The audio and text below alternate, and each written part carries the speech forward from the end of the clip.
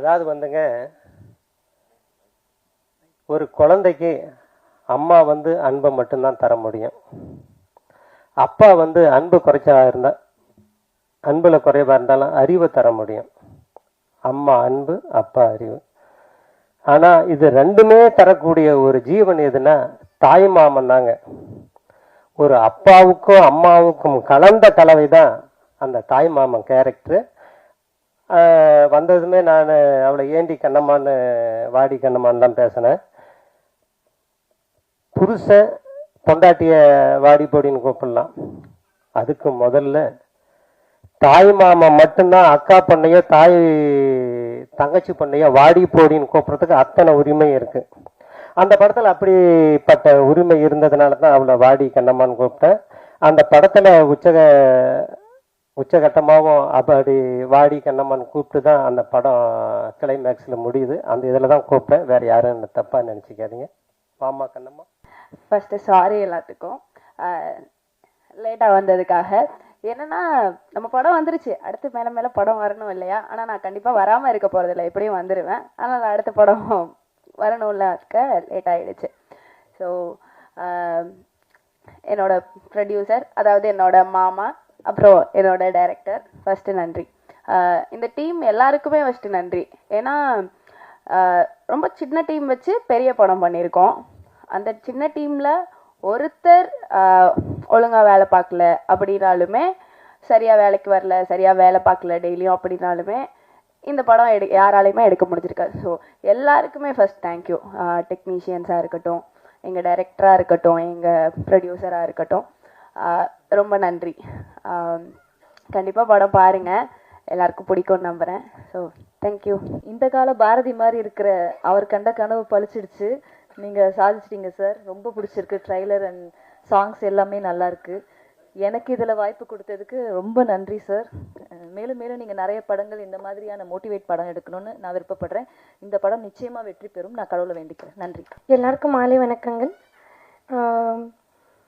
நான் விஜய் சொன்ன மாதிரி அஃப்கோர்ஸ் ஜான் சார் எப்போவுமே நமக்கு தெரியும், எல்லாம் புது புது டேலண்ட்ஸை வந்து ப்ரமோட் பண்ணுவாங்க. நானே நிறைய வாட்டி வந்து பார்த்துருக்கேன். அவங்களோட ஸ்டூடெண்ட்ஸ், அவங்க அசிஸ்டன்ட்ஸ் வந்து பயங்கரமாக வந்து இப்போது கலக்கிட்டு இருக்காங்க இண்டஸ்ட்ரியில். இந்த படத்தில் வந்து நம்ம ராஜசோழன் சார் வந்து ரொம்ப பிரமாதமாக 3 விஷயம் வந்து பேசியிருக்காங்க.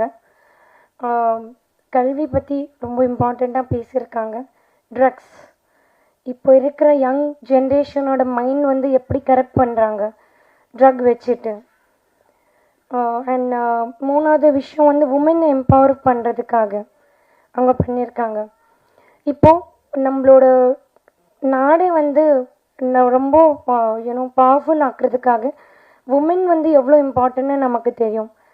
ஆனால் விமன் எஜுகேஷன் பற்றி பேச போனோன்னா இன்னமும் வந்து இந்தியாவில் பார்த்தீங்கன்னா ஒன்லி ப்ரைமரி எஜுகேஷன் வரைக்கும், சில ஸ்டேட்ஸில் நீங்கள் பார்த்தீங்கன்னா even secondary education like primary education up to 5th standard, secondary education up to 10th standard வரைக்கும் இருக்குது. ஆனால் உங்கள் எல்லாருக்குமே தெரிஞ்ச ஒரு விஷயம் என்னென்னா, 10வது படிச்சுட்டு எந்த ஆர்கனைசேஷன் அவங்களுக்கு வந்து வேலைக்கு வைப்பாங்க. ஸோ என்னோட வேண்டுகோள் என்னன்னா, ப்ளீஸ் காலேஜ் வரைக்குமே ஃப்ரீ எஜுகேஷன் கொடுங்க. அப்போ தான் நம்மளோட உமன் வந்து இன்னமும், ஏன்னா அவங்களோட ஒரு பையன் இல்லை பொண்ணுன்னா அஃப்கோர்ஸ் பையனை தான் அவங்க படிக்க வைப்பாங்க, பொண்ணை வந்து அவங்க கல்யாணம் பண்ணி கொடுத்துடுவாங்க. ஏன்னா அந்த ஒரு இப்போ இந்தியாவில் இருக்கிற எஜுகேஷனோட செலவு அவ்வளோ அதிகமாக இருக்குது. அப்படி பண்ணிங்கன்னா இன்னும் நிறைய பெண்கள் வந்து படிக்க வருவாங்க. அண்ட் உமனோட நீங்கள் எஜுகேஷன் பார்த்தீங்கன்னா இப்போவும் அந்த பஹல்காம் அட்டாக் கூட நடந்துட்டு இருக்கிற விஷயங்கள் வந்து அந்த டெரரிசம் ஆர்கனைசேஷனில் நீங்கள் பார்த்தீங்கன்னா எல்லாம் அங்கே இருக்கிற பிகர் லீடர்ஸ் வந்து படிச்சிருப்பாங்க. ஆனால் படிக்காத பீப்புள் தான் இது போயிட்டு அதை ஹியூமன் பாமா அப்படியெல்லாம் அவங்களோட மைண்ட் கரெக்ட் பண்ணிவிட்டு, எஜுகேஷன் இருந்தால் அவங்க மைண்ட் செட் வந்து இப்படி மாறாது. எஜுகேஷன் இருந்ததுன்னா இன்னமும் காஷ்மீர் வந்து டெவலப் ஆகிருக்கும். ஸோ எஜுகேஷன் வந்து ரொம்ப ரொம்ப இம்பார்ட்டன்ட். இன்னமும் சில இந்தியாவில் சில இடத்துலையும், இன்னும் வேர்ல்டோட சில இடத்துல டெரரிஸ்ட் ஃபர்ஸ்ட் அட்டாக் பண்ணுற இடமே வந்து ஸ்கூல்ஸ் அதுதான் இருக்குது. அதோட ஒன் எக்ஸாம்பிள் வந்து மலாலா யூசுஃப்ஸாய், அவங்கள வந்து நான் எஜுகேஷன் எடுப்பேன்னு சொல்கிற இடத்துல போயிட்டு அவங்கள சுட்டு இருக்காங்க, அவங்கள மட்டும் எஜுகேட் பண்ணாமல் இன்னும் நிறைய லேடிஸை வந்து எஜுகேட் பண்ண ட்ரை பண்ணாங்க, அவங்கள சுட்டாங்க. ஸோ இன்னமும் வந்து எஜுகேஷன் வந்து ஒரு ஸ்ட்ரகிளாக இருக்குது. இப்போ இன்றைக்கி நமக்கு எஜுகேஷன் ரொம்ப சாதாரணமாக கிடைக்குது. நம்ம நினைக்கிறோம் ஓகே நான் எதுக்கு இன்றைக்கி ஸ்கூல் போகணும், இன்றைக்கி கட் அடிச்சிடலாம். ஆனால் இன்னமும் நிறைய பெண்கள் வந்து ஸ்ட்ரகிள் பண்ணுறாங்க. ஒரு நாளாவது எங்களுக்கு கல்வி கிடைக்குமான்னு சொல்லிட்டு அவங்களோட வாழ்க்கையே வந்து ரொம்ப டார்க்னஸாக இருக்குது. செகண்ட் விஷயம் வந்து இந்த படத்தில் பேசின விஷயம் வந்து ட்ரக் அப்யூஸ் பற்றி. ஒரு நாடு வந்து நீங்கள் அழிக்கணும்னா அதோட யூத்தை நீங்கள் அழிச்சிங்கனாலே போதும். நீங்கள் வர ஜென்ரேஷனும் திருப்பி வரவே முடியாது. அது வந்து நீங்கள் அணுகுண்டு போட்டுட்டு இல்லை இது எல்லாம் பண்ணிட்டு இல்லை. நம்மளோட யங்ஸ்டர்ஸ் பார்த்தீங்கன்னா அவங்களுக்குள்ள அவ்வளோ திறமை இருக்குது. ஆனால் அந்த திறமைக்கு ஒரு திசை இல்லை. நம்ம எப்படி போகணும், நம்ம ஏன்ச்சா சரி நம்ம இது பண்ணலாம், பொழுதுபோக்குக்கு இது பண்ணலாம் எல்லாமே நினச்சிட்டு இருக்காங்க. ஆனால் அவங்களுக்கு கரெக்டான ஒரு பாதை இல்லை. என்கிட்ட திறமை இருக்குது, இந்த திறமையை நான் எங்கே காட்டணும், என்கிட்ட இந்த திறமை இருக்குது, நான் எப்படி எடுத்து போகணும். அதனால தான் அந்த எம்டி மைண்டு வந்து டெவில்ஸ் ஹவுஸ்ன்னு சொல்லுவாங்க. அவங்களுக்கு தெரியல என்ன பண்ணணும் இது ஆச்சுன்னா. ஸோ அதனால அவங்க இந்த ட்ரக்ஸ் அந்த விஷயத்தில் எல்லாமே வந்து விழுறாங்க.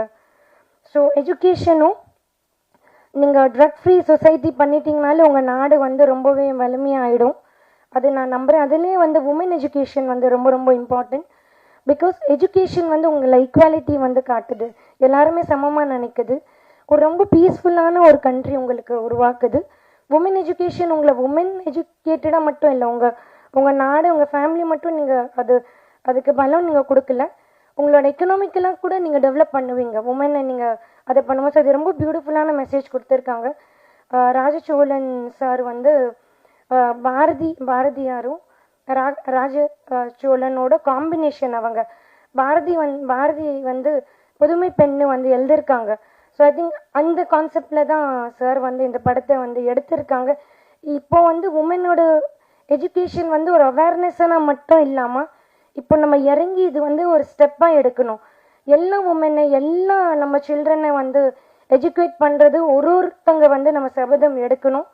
அதுதான் இந்த படத்தோட ஐ திங்க் நம்ம கொடுக்குற tribute. Thank you so much John sir நீங்கள் கூப்பிட்டதுக்கு. விஜய் உங்களுக்கு நான் ரொம்ப வாழ்த்துறேன். இன்னமும் உங்களோட இந்த பிஆர்ஓ பயணம் இன்னும் ரொம்ப சக்ஸஸ்ஃபுல்லாக இருக்கும். தேங்க்யூ. அனைவருக்கும் மாலை வணக்கம். இது என்னோட ஃபஸ்ட்டு ஸ்டேஜ் ஸ்பீச். எனக்கு விஜய் நான் ரொம்ப தேங்க்யூ. எல்லா ப்ரெஸ் அண்ட் மீடியாவுக்கு எல்லாருக்கும் மாலை வணக்கம். மேடையில் இருக்க பெரியவங்க எல்லாருக்கும் மாலை வணக்கம். ஐஏஎஸ் கண்ணம்மா படம் வந்து நெக்ஸ்ட் மந்த் ரிலீஸ்ன்னு சொல்லியிருக்காங்க. எல்லோரும் உங்கள் சப்போர்ட் கொடுங்க. ஏன்னா அவங்களோட ஃபஸ்ட் படம்னு சொல்கிறாங்க. அதனால் உங்கள் சப்போர்ட் கொடுத்து அவங்கள என்கரேஜ் பண்ணுங்கள். அவ்வளோதான். நான் சின்ன பையன், என்னால் அவ்வளோவா என்ன பேசுகிறதுன்னு தெரியல. எனக்கு இந்த மேடையில் பேச வாய்ப்பு கொடுத்த விஜய் அண்ணாக்கும், இந்த பேசுறதுக்கு காரணமான சுந்தர்சி சாருக்கும், குஷ்பு மேம்க்கும், எங்கள் அம்மா அப்பாவுக்கு நான் ரொம்ப தேங்க்ஸ் பண்ணிக்கிறேன். தேங்க்யூ. ஐஏஎஸ் கண்ணம்மா ட்ரைலர் வெளியீட்டு விழாக்கு வந்திருக்கோம். நம்ம பத்திரிகை, மக்கள் தொடர்பு அண்ணன் எல்லா அண்ணன்களுக்கும் வணக்கம். மேடையில் வீட்டிற்கும் உயர் மதிப்பிற்குரிய நெல்லை சுந்தரராஜன் சார், தலைவர் விஜய் முரளி சார், செயலாளர் ஜான் சார், அவர் அசிஸ்டண்ட் விஜய் சார், எல்லாருக்குமே ரொம்ப ஒரு நன்றியை தெரிவிச்சுக்கிறேன். படத்தில் வந்து ராஜசோழன் சாரை பார்க்கும்போது ஒரு பெரிய தன்னம்பிக்கை வந்து கிடச்சிச்சு உண்மையிலேயே. என்னென்னா அவர்கிட்ட வெளியில் பேசிகிட்டு இருக்கும்போது யாருமே அசிஸ்டண்ட்டாக கூட சேர்த்துக்கலப்பா, அப்புறம் ரொம்ப ஏஜ் ஆகிட்டே போணுச்சு, ஃபேமிலி இதையும் ஒன்றாவே இது பண்ண முடியலை, அதெல்லாம் மீறி எப்படியாவது நம்ம நினச்சதை விட்டுறக்கூடாது அப்படின்னு துரத்தி வந்து ஒரு படம் பண்ணியிருக்கும் போது இதை விட பெரிய நம்பிக்கைக்கு என்ன சார் வேணும்? பெரிய விஷயம். ஏன்னா ஒரு கோயம்பேட்டில் இப்போ நம்ம பஸ் ஊருக்கு போகிறோன்னு வச்சுக்கோங்களேன், தஞ்சாவூரோ பட்டுக்கோட்டை போகிறோம்னா ஒரு 10 மணிக்கு டிக்கெட் போட்டிருப்போம். கரெக்டாக கோயம்பேடு வந்துருங்க சார்பாங்க. அதை மிஸ் பண்ணால் ஒரு 10 நிமிஷம் லேட்டாக அசோக் பில்லரில் போய் ஏறிடணும். அதை விட்டுட்டோம்னா கிண்டி, அதுக்கப்புறம் வண்டி கிளாம்பாக்கம் தாண்டிச்சுன்னா பிடிக்க முடியாது. ஆனால் அவர் வாழ்க்கையில் பாருங்கள், மேல்மருவத்தூர் தாண்டி திண்டிவனம் விக்ரவாண்டியில் வந்து ஏறிட்டார் பாருங்க அந்த பஸ்ஸில். அதுக்கு முதல்ல அவருக்கு நம்ம வந்து மனசார பாராட்டுகளையும் வாழ்த்துக்களையும் சொல்லணும். நான் சந்தோஷ் சுப்ரமணிய வேலை பார்க்கும்போது சியாஜி சிண்டே சாரோட ஒர்க் பண்ணேன். சந்தோஷ் சுப்ரமணியத்தில் அசோசியேட் டைரக்டரு. அப்படியே அந்த முகம் இருந்தது சாருக்கு. அதனால தான் அந்த பாரதியா, அவரும் பாரதி பண்ணார். அவர் அந்த படம் பண்ணும்போது சொன்னார், அந்த பாரதி பண்ணனால ஒரு இந்தியாவில் முக்கியமான ஒரு பிஸ்னஸ்மேன் அவரை கூப்பிட்டு எம்டி செக்கு கொடுத்து இது நீ எவ்வளோ வேணாலும் ஃபில்லப் பண்ணிக்கோ அப்படின்னு கொடுத்தாராம். அது சியாஜி சண்டே சார் என்கிட்ட சொன்னார் ஒர்க் பண்ணும்போது. அந்த மாதிரி இந்த படத்துக்கு அப்புறம் உங்களுக்கு நிறைய செக் வரும் சார். அது உங்களுக்கு மனசார இது பண்ணிக்கிறோம். ஏன்னா இந்த டைட்டில் நான் இப்போ சாயந்தரம் கிளம்பும்போது ராமராஜன் சாரை பார்த்துட்டு தான் வந்தேன். இந்த மாதிரி நீங்கள் ஒரு ஆடியோ லான்ச்சுக்கு போகிறேன் அப்படின்னு. என்ன படம் பேர் என்ன சார்னாரு. இந்த மாதிரி ஐஏஎஸ் கண்ணம்மான்னு. அடா களத்தூர் கண்ணம்மா சின்ன கண்ணம்மா மாதிரி நல்லா இருக்கே அப்படின்னாரு சார். அதுக்கும் முதல்ல உங்களுக்கு அது சொன்னது சொல்லிடுறேன்.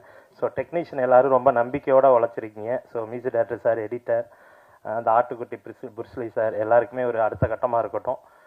வாழ்த்துக்கள். நம்மளாம் ஒரு படம் பண்ணி ஊரில் நல்ல பேர் வாங்கணும்னு நினப்போம். அது இயற்கையாக உள்ளது. ஆனால் ஊர் பேரையே படத்தில் வச்சு அது மூலிமா நல்ல பேர் வாங்கின எங்கள் செயலாளர் பேரரசு சார் வந்திருக்காங்க. அவருக்கு நேற்று பர்த்டே. அதுக்கு முதல்ல மனசார வாழ்த்துக்கள் தெரிவிச்சுக்கிறேன் பேரரசு சார். சார் அது அவர் பெருசாக கொண்டாடுறதில்ல. பட்டு ஒரு நாள் லேட்டாக சொல்லிட்டோம். நேற்று ஃபோன் ரொம்ப பிஸியாகவே இருந்தது. எனவே அதுவும் சொல்லிக்கிறேன். ஸோ ஜான் சார் நிறைய அட்வைஸ் கொடுத்தாங்க, விஜய்க்கு கொடுத்தாங்க. அது நான் எனக்கும் எடுத்துக்கிறேன் ஜான் சார். பட்டு இந்த காதில் வாங்கி இந்த காதில் விட்டுறோம்னுமாங்க. அவர் காதிலே வாங்காதீங்க அப்படின்ட்டாரு. எனவே ரொம்ப நன்றி. எல்லாம் நம்பிக்கையோடு உழைச்சிருக்கோம். எல்லாருமே அடுத்த கட்டத்துக்கு போகணும்னு ஆசைப்பட்றேன். ஹீரோயின் பார்க்க பத்மபிரியா மாதிரி இருக்காங்க. அது உண்மைதான் தெரியும். அவங்க லேட்டாக வந்தோடனே ரொம்ப சத்தமாக ஏண்டி லேட்டாக வந்தேன்னு கேட்டார். ஆக்சுவலி இண்டஸ்ட்ரியில் இப்படி யாருமே கேட்க முடியாது சார். அதுக்கெல்லாம் ஒரு பெரிய தன்னம்பிக்கை வேணும், தைரியம் வேணும். ஸோ அதுவும் உங்களோட யதார்த்தமான உழைப்புலையும் பேச்சுலையுமே கூட உண்மை தெரியுது. எனவே நல்லா இருப்போம். அந்த படம் பெரிய வெற்றி பண்ணணும்னு சொல்லி வேண்டிக்கிறேன். Thank you sir. ஐஏஎஸ் கண்ணம்மா ஓட்டுநர்லேருந்து இயக்குனர் ஆகியிருக்கிறாரு. இந்த ஓட்டுநர் இயக்குனர் அப்படிங்கிறதுக்கு நம்ம எல்லாரும் எழுதுகிறோம். நடத்துனர்லேருந்து இயக்குனர் ஆகியிருக்காரு. இந்த இந்த போடுவாங்க, நம்பிக்கைக்கு வர அதை தான் போடணும். ஆக்சுவலாக நம்ம எல்லாரும் 2 சொல்லி போட்டுக்கிட்டு இருக்கோம். ஏன் அப்படின்னா, ஒருத்தரை ஆளுமை செய்து ஒரு படைப்பை வெளியில் கொண்டு வரவங்க இயக்குனர். ஒரு பஸ்ஸையே நடத்தி அந்த வழித்தடத்தில் கொண்டு போய் சேர்க்கிறது நடத்துனர். அதனால தான் அந்த கொடுப்பாங்க. அது அவ்வளோ வேல்யூபிளான அந்த வேல்யூபிளான 2 நாளில் நீங்கள் வந்திருக்கீங்க சார். அதனால் அது மிகச்சிறந்த ஒரு பயணமாக தான் இருக்குது. வாழ்த்துக்கள். முதல் படமாக நீங்கள் முன் வந்ததுக்கு. இன்னொன்று, என்னோடய தம்பி விஜய், அவருக்கும் நான் குரு இல்லை, தம்பி தான். என்னோடய தம்பி தான். யாருக்கும் குருவும் இல்லை, சிஷ்யனும் இல்லை. நம்மளாக கற்றுக்கிறது தான். முதல்ல கற்றுக்க முயற்சி பண்ணணும், அவ்வளோதான். கற்றுக்கிட்டு அடுத்த போல் கார்டு எடுத்தோடனே நிறைய பேர் காணாமல் போயிடறாங்க பிஆர்ஓவில். அடுத்து படம் பண்ணணும், ஒரு படமாவது பண்ணணும். அதுதான் முக்கியம். கார்டு எடுத்து முக்கியம் இல்லை, படம் பண்ணுங்க. படம் பண்ணாமல் கார்டு எடுக்க போகிறோம் அப்படின்னு முக்கிட்டு நிற்காதீங்க. அதில் ஒரு பிரயோஜனமும் கிடையாது. இன்னொன்று, விஜய் பின்னாடி நிறைய பேசுவாங்க. அதாவது இங்கே காசிப் இல்லாத இடமே கிடையாது. உன்னை பற்றி குறைவாக பேசுவாங்க, உன்னை பற்றி தவறாக பேசுவாங்க. ஆனால் ஒன்று பண்ணு, நல்லதுக்கு காதை திறந்து வை, கெட்டதுக்கு காதை மூடி வை. இந்த 2ஐயும் செஞ்சிட்டேன்னா எப்படியாவது ஒரு காலத்தில் நம்ம அடித்து புரண்டு முன்னேறி நம்ம நினைக்கிற ஒரு இடத்துக்கு ஓடி வந்துடலாம். ஆனால் இந்த 2க்கு நீ செவி கொடுத்துட்டேன்னா வீழ்ச்சி அங்கேருந்து தான் ஆரம்பிக்கும். எனக்கு பின்னாடி நிறைய பேர் பேசுகிறாங்கன்னு எனக்கு தெரியும். ஆனால் அவங்க என்கிட்ட பேசலைல்ல, என் முன்னாடி பேசியிருந்தா அந்த குறை என்னன்னு எனக்கு தெரிஞ்சிருக்கும். ஒருவேளை நான் அதை நிவர்த்தி பண்ணி இருந்திருக்கலாம். அதனால் தயவு செய்து பின்னாடி பேசுகிறவங்களை கொஞ்சம் குறைச்சி வைங்க, தள்ளி வைங்க, ஒதுக்கி வைங்க. அவங்க தான் நம்மளுடைய வாழ்க்கையின் மிகப்பெரிய ஆபத்து. அது இல்லாமல் நமக்கு நேரடியாக பேசுகிற மனிதர்களை அழகாக கூட்டிக்கிட்டு போனீங்கன்னா நம்ம நடத்துனர் மாதிரி பயணம் சிறப்பாக இருக்கும், நல்ல பயணமாக அமையும். ஐஏஎஸ் அப்படிங்கிற அந்த தகுதிக்கு 1547 பெண்கள் தான் இது வரைக்கும் வந்திருக்காங்க. 1951 2020 வரைக்கும்னு நினைக்கிறேன். அதுக்கப்புறம் ஐஏஎஸ் எவ்வளோ பேர் ஆயிருக்காங்கன்னு எனக்கு துல்லியமான கணக்கு தெரியல. மேபி 2000 இருக்கலாம் இப்போது. அப்போ இவ்வளவு காலமும் நம்ம இவ்வளோ பேரை தான் ஐஏஎஸ்ஸாக உருவாக்கியிருக்கோமா அப்படின்னு கேட்டால், பெண்களை உருவாக்கியிருக்கோமா அப்படின்னு கேட்டால், ஆமாம், அவ்வளோதான் உருவாக்கியிருக்கோம். அதில் அட்டன் பண்ணதில் 13% தான் நம்ம வந்து ஐஏஎஸ்ஸாக மாறி இருக்காங்க. ஸோ பெண்களில் இருந்து நிறைய ஐஏஎஸும் ஐபிஎஸும் அது சார்ந்த துறைகள் சார்ந்த இதுலேயும் நிறைய வரணும்னு நான் கேட்டுக்கிறேன். அதுக்கு படிப்பு ரொம்ப முக்கியம், கல்விங்கிறது முக்கியம். அதே போல் கல்வியை சொல்லி கொடுக்குற அதே இடத்துல கல்வியில் வீழ்ச்சி அடைகிறவங்களோ அப்படின்னு ஒன்று கிடையாது, கல்வியில் தோற்று போகிறவங்கன்னு ஒன்று கிடையாது. கல்வி கற்கும்போது அதனோட மதிப்பெண் கிடைக்காம போயிருக்கலாம். அந்த மதிப்பெண் கிடைக்காததுக்கு வருத்தப்படாதீங்க. ஐயோ நான் ஐஏஎஸ் ஆகணும்னு நினச்சேனே ஆக முடியலையே அப்படின்னு வருத்தப்படாதீங்க. அதுக்கு அடுத்த துறைகளை தேர்ந்தெடுங்க, சாதிங்க. என்ன அப்படின்னா நம்மளுடைய பிள்ளைங்களுக்கு நம்ம சொல்லி கொடுக்கறது வந்து படின்னு தான் சொல்லி கொடுக்குற மொழிய, படிப்புக்கு அடுத்து என்ன இருக்குது, எப்படி வாழணும், அடுத்து தொழில் அப்படிங்கிற ஒரு விஷயம் இருக்குது. அவங்க தொழில் முனைவோராக மாறுறதுக்கும் சொல்லி கொடுங்க. எல்லாரும் வந்து அரசாங்க வேலைகளிலோ ஐஏஎஸ் ஆகவோ ஐபிஎஸ் ஆகவோ ஆக முடியாது. நான் எதுக்கு அந்த கணக்கு சொன்னேன்னா, மொத்தமே 1500 லட்சம் பேர் தான் வந்து உங்களுக்கு ஐஏஎஸ் ஆகியிருக்காங்க. அப்போ மீதி உள்ளவங்க அத்தனை பேரும் ஐஏஎஸ் கனவுகளோட படித்தவங்க. ஸோ அவங்களுக்கு அடுத்து தொழில் அப்படிங்கிற ஒரு கான்செப்டுக்கு அவங்கள கொண்டு போகணும். நம்ம பெற்றோர்கள் அதை சொல்லி வளர்க்கணும்.